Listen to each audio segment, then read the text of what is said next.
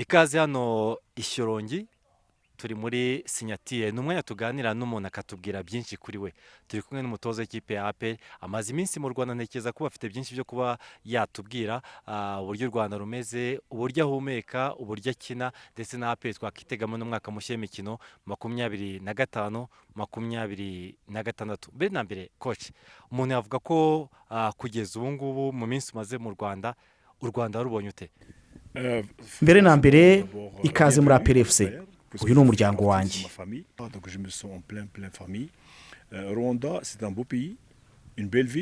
U Rwanda ni igihugu cyiza, uyu mujyi ni mwiza. Numvaga byinshi kuri uyu mujyi ubwo nazaga hano kuvugana na General James Deo ndetse na General Mubarak. Natunguwe cyane n'isuku ihari no kubona abanyarwanda bakirana urugwiro.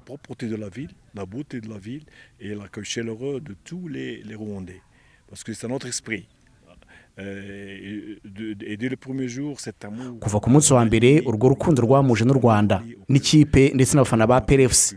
Mu by'ukuri ndifuza guha ibyishimo abafana ba APR FC n'abayobozi. J'espère donner le maximum pour satisfaire mes responsables et le public de l'APR.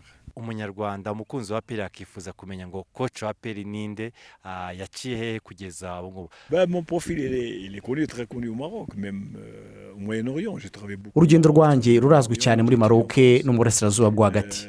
Nize mu Bufaransa, nabonye impamyabumenyi nyinshi. Iya mbere niyo kwigisha imirimo ngororamubiri muri kaminuza. Nigishije nk'imyaka 15 muri Maroc. Nigishije kandi abatoza benshi. Maintenant je suis formateur d'entraîneur avec la fédération marocaine. Ubundi umutoza w'abatoza mu ishyirahamwe ryo muri Maroc. Banzi cyane mu kongera abakinnyi imbaraga, kuzamura urwego rw'umukinnyi n'ikipe muri rusange. Mfite indi mpamyabumenyi yo kwita ku mitekerereze y'abakinnyi.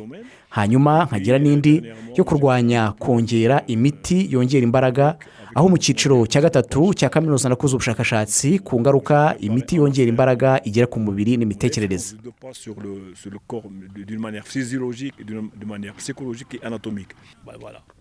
Amazina akomeye, umuntu umvisha umuntu atoje amakipe akomeye muri Maroc ahita yibaza ngo kuki wahisemo kuza mu ikipe ya APR? Vous savez, j'étais sous contrat avec Nari mfite amasezerano n'amakipe menshi n'imishinga myinshi. Nahamagawe n'abayobozi ba APR FC, General James, General Mubarak ndetse na General Deo. Ntabwo nari kwanga ubusabe bw'abo bantu. Refuser un appel de ces gens-là dans le monde. Bon, je suis venu. Naraje reka mvugisha ukuri nk'uko abantu ba hano bose banzi. Kuva bampamagaye bwa mbere niyumvise ko ndi mu biganza byiza, kuko ni abantu bazi umupira w'amaguru bafitiye umushinga urubyiruko rw'u Rwanda.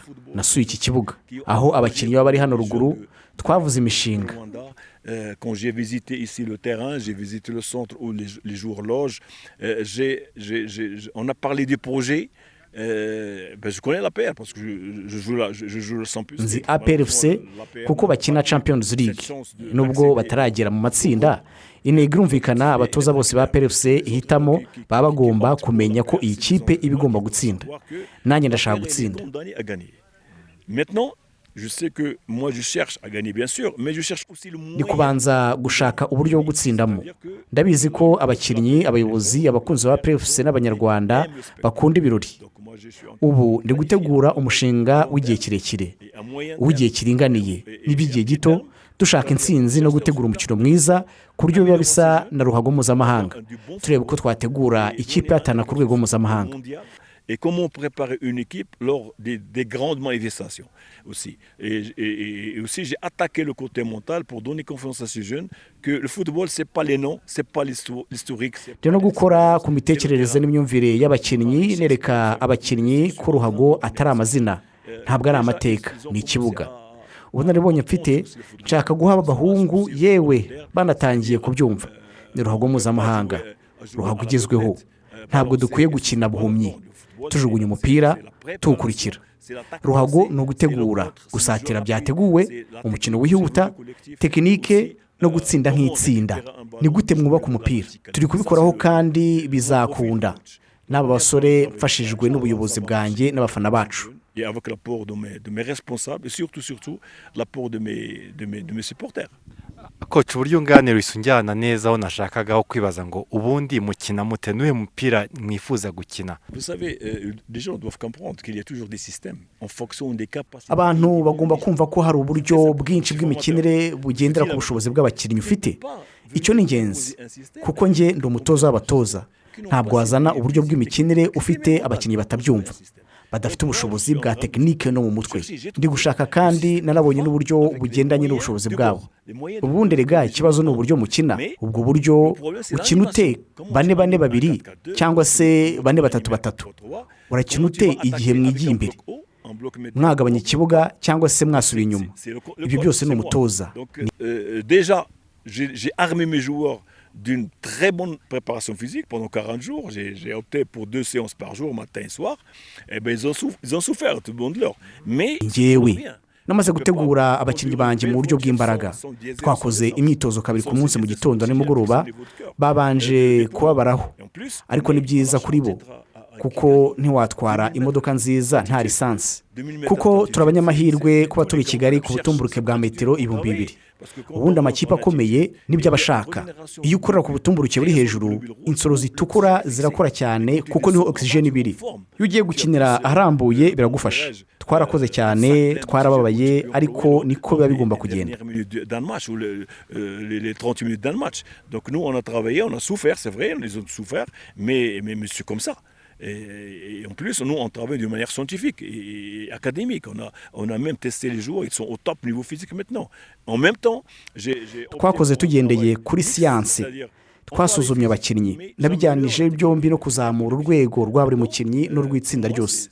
Intego yanjye nuko igihe umusifuzi arangije umukino, buri wese agomba kwishimira umusanzu yatanze mu mukino.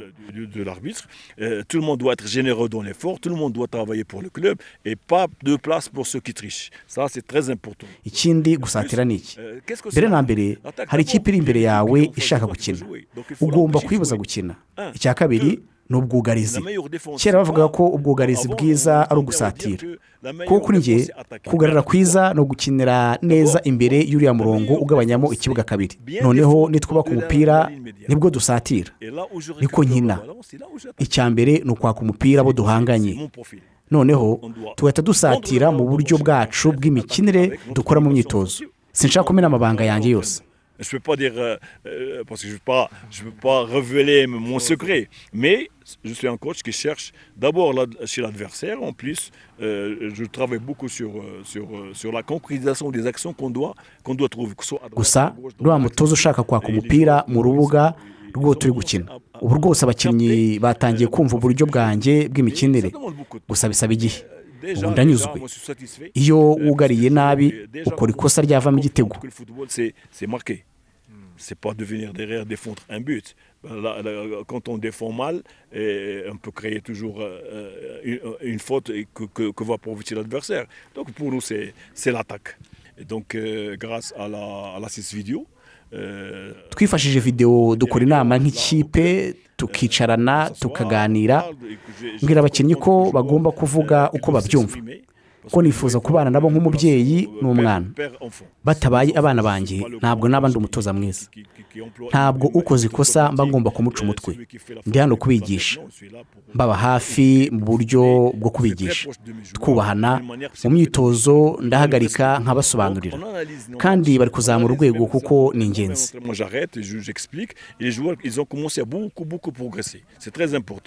Donc moi je ne peux réussir s'il n'y a pas une complicité entre moi. Ntabwo njyenyine nahirwa hatari aba bantu bose dukorana mu ikipe, kugera ku ba generals abo hejuru bacungira hafi y'ikipe. Ndifuza ko twazakabya inzozi.